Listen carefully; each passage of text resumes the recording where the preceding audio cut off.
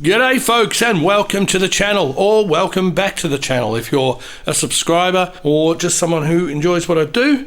Gonna do another demo video about another inexpensive pedal. My last one was about the Dolamo Fuzz, how to get the Velcro ripped back without any surgery. That was a pedal I paid $37 for, Australian. I thought that was the cheapest pedal I'd ever bought new, but then I remembered these babies. Does anyone remember buying these at Aldi when they would have the special day with the musical equipment? Okay, I'm just jumping in now to say that if you want to go straight to where I do the demo of the Dolamo Fuzz, the time that I do that is what's on your screen now. Okay, back to the waffling.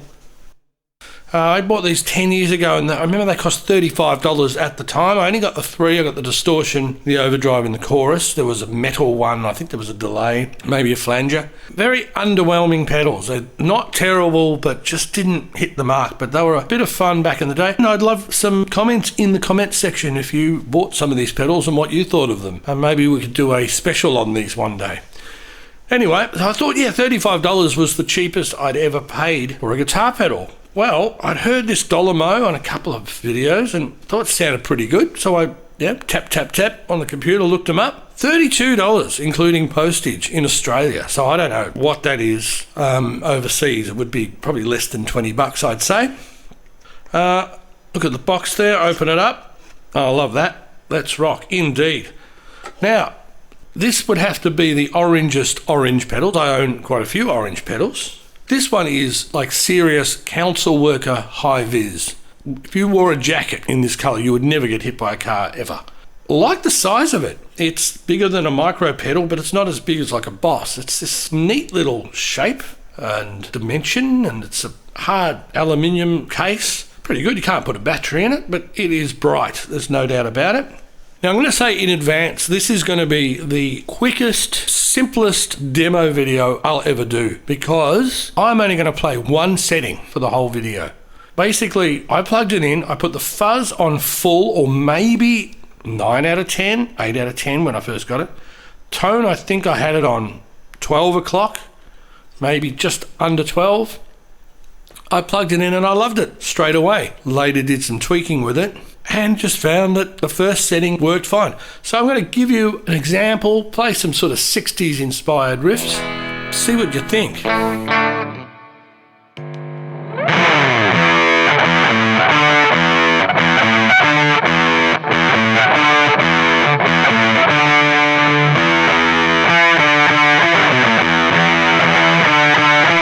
Well, to me, that sounds like a classic 60s fuzz pedal. There's only one thing to do, of course. Satisfaction. Does it do satisfaction?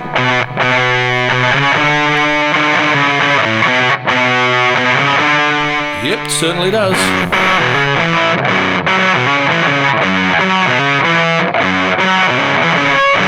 I'll just try some chords, see how it handles chords.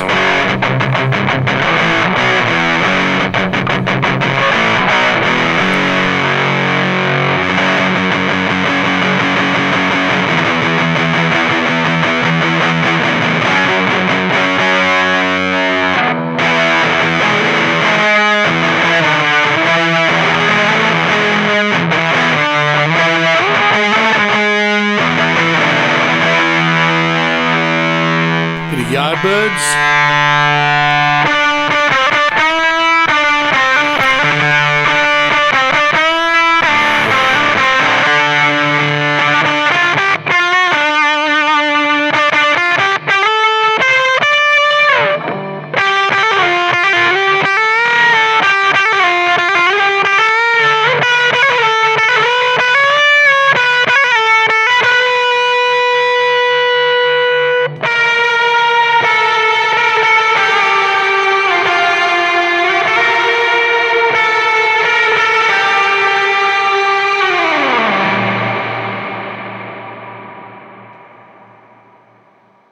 Well, I don't think I'm going to be asked to join any Yardbirds tribute bands anytime soon.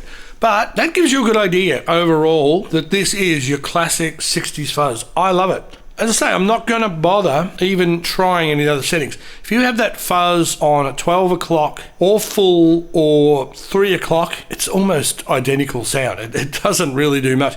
Really, they could have brought this thing out with just a volume control and it would be worth $32. I think it's fabulous. Just doing a little bit of that Smashing Pumpkins riff. Just thinking there's a slight Big Muff vibe as well to this thing. It does chords really well, which is another plus. So I've got a cheeky idea to maybe try a little bit of Seattle grunge, but with a twist, with a Boston twist, if you know what I mean. So let's have a little go at this.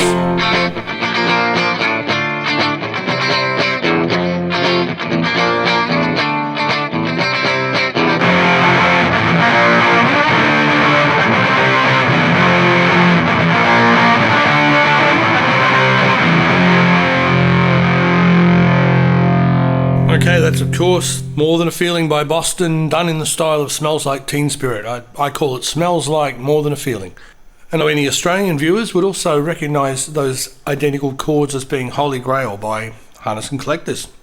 Yeah, basically E, A, D flat minor, B. Oh, and of course any Nirvana aficionados will say, well, you know, he used a Boss DS1 on the, you know, Smells Like Teen Spirit. Well, yeah, he used an orange pedal. This is orange, DS1's orange, who cares? And also what I'm going to do now, just for shits and giggles, apart from double tracking the grunge guitars, is add a little chorus effect using the Aldi Livingstone $35 chorus, put through the JHS Hall Reverb, which is my favourite reverb pedal, just under the JHS 3 Series reverb pedal. I just want to talk about this briefly. This is the 3 Series, which those in the States would know is JHS doing an under $100 budget line pedal. They're all identical white. I've got a few of them. They're fantastic. In Australia, they end up costing $165 or $180 if you get them posted to you. And that's through JHS dealers, those being in Melbourne, Deluxe Guitars or Echo Tone in Thornbury, and Queensland. I've bought couple from Pedal Empire, and all those shops are brilliant to deal with if you're going mail order, but yeah, affordable. $165 or $180 for really quality units, and these reverbs are just beyond belief. Okay, let's have a listen with the double tracked grunge guitars and the chorus.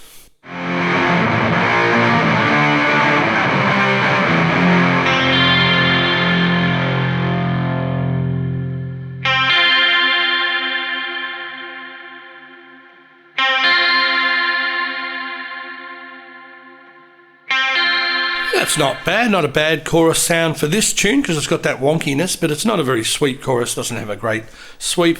But I have used this one live when my Washburn, which was quite a nice pedal, did die on me again, and that's in the drawer of disappointment that I talked about in the last video about the Dolamo Fuzz. Well, time to sort of add some bass and just do the big production number on this Smells Like More Than a Feeling. Oh, and unfortunately, I couldn't get Dave Grohl to do the drums for me, so it's a drumless version, so you're going to have to do that bit in your head or sing along with it as it goes along. Anyway, here it is with the bass.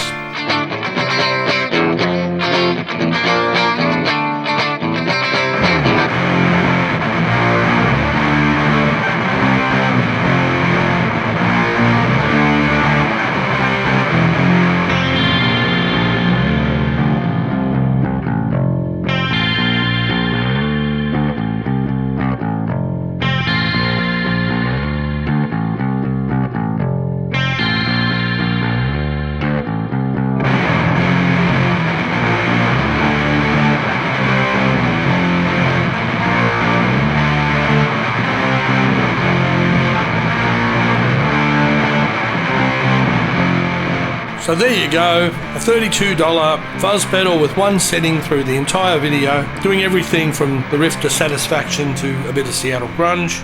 Oh, I'm going to get out of the way now, the feedback bit at the end is pretty good.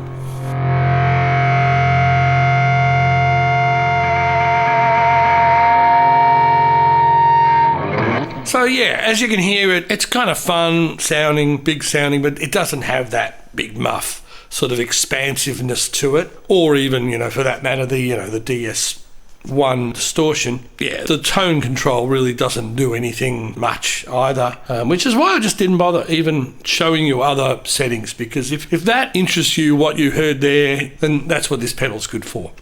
So who would this pedal ultimately suit? I would say if you're curious, if you're fuzz curious and have never delved into that world, you know, for a few dollars, it's a gateway fuzz, really. And then you can go on to look at a big muff style fuzz, or, you know, indeed a fuzz face or something like that.